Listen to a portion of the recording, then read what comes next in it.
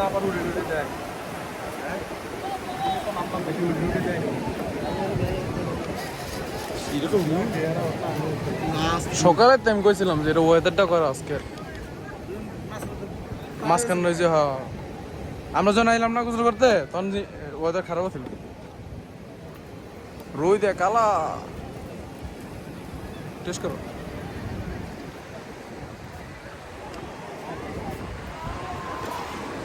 কেমন রেস খাও একটু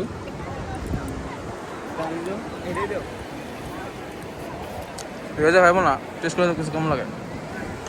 আমি যে ফুড ব্লগার সো আমি